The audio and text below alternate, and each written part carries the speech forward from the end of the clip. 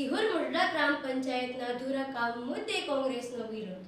તાલુકા પ્રમુખે સરપંચને કરી રજૂઆત. મારું નામ અશોકભાઈ વિઠ્ઠલભાઈ મકવાણા, મામસી, સિહોર તાલુકા કોંગ્રેસ પ્રમુખ.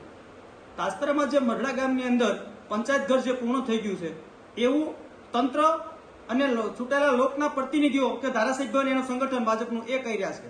પરંતુ સરપંચનું કહેવું એવું છે કે આ હજી કામ અધૂરું છે.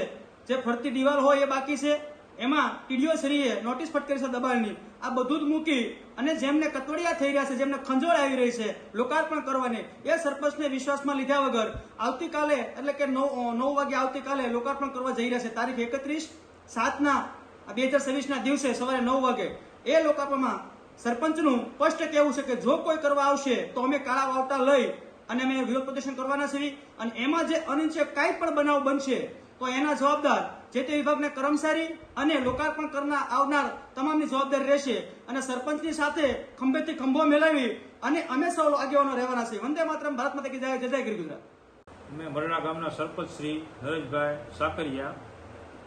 હાલ અમારા ગામમાં નવી પંચાયત ભવનનું કામ થયેલ છે, જે કામમાં હજી કામ ઘણું બાકી છે.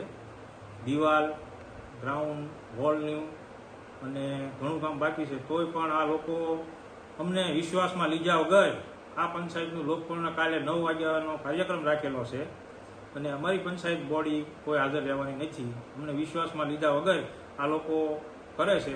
તો જે કામ અધૂરું છે છતાં પોતાની તાનાશાહી વાપરે છે.